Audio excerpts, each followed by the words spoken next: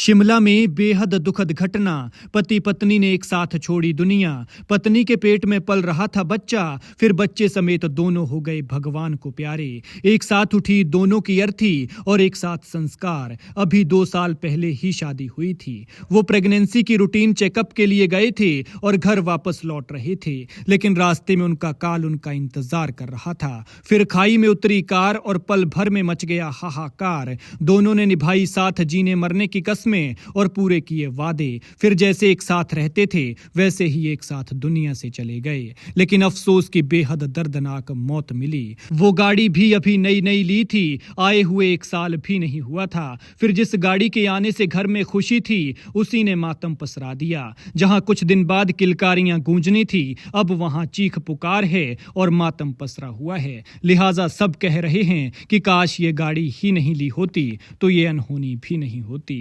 तस्वीरों में इस जोड़े को देखिए दोनों एक साथ कितने खूबसूरत लग रहे हैं, दोनों कितने जच रहे हैं। लेकिन अफसोस कि ये जोड़ा अब इस दुनिया में नहीं है। दोनों को एक साथ बेहद दर्दनाक मौत मिली है। एक हादसे ने तबाह कर दिए परिवार। एक गांव से एक साथ उठी 3 लोगों की अर्थी, और 3 क्या, वो तो 4 ही थे।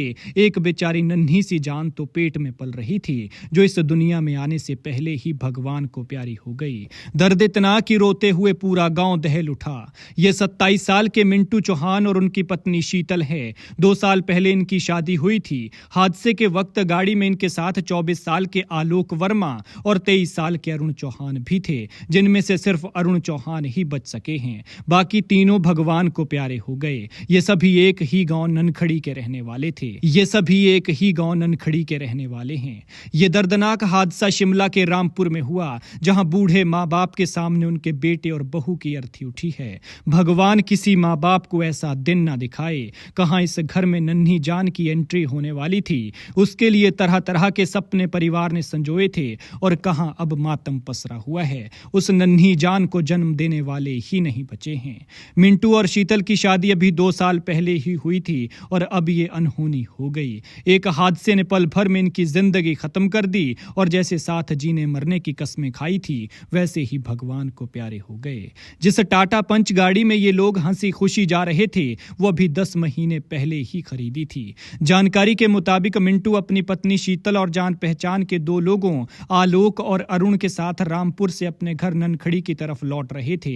लेकिन इन लोगों को क्या पता था कि ये उनका आखिरी सफर होने वाला है, और जिस गाड़ी को बड़े चाव से लिया था वही इनकी जान जाने का सबब बन जाएगी। हादसा बीती शाम को पेश आया, जब टाटा पंच गाड़ी गहरी खाई में जा गिरी। बताया जा रहा है कि मिंटू अपनी पत्नी शीतल को वापस अपने घर लाने के लिए रामपुर गया हुआ था। बताया जा रहा है कि शीतल गर्भवती थी और 4 दिन पहले ही वो रामपुर अस्पताल में अपना चेकअप कराने के लिए यहां आई थी। इसके बाद बीते रोज यानी सोमवार को उसने अपने पति मिंटू को ये कहकर बुलाया कि वो घर आना चाहती है। ऐसे में मिंटू भी सुबह सवेरे रामपुर के लिए निकल गया और शाम के वक्त अपनी पत्नी को लेकर लौट रहा था। लेकिन जब उनकी कार भद्राश से 2 किलोमीटर आगे पहुंची तो गाड़ी अनियंत्रित होकर 200 मीटर गहरी खाई में चली गई। ये हादसा बीती शाम करीब 7 बजे हुआ, और इसकी खबर जैसे ही आसपास के लोगों को मिली तो उन्होंने मौके पर पहुंचकर पुलिस को बुलाया, और फिर पुलिस की मदद से राहत और बचाव कार्य शुरू किया।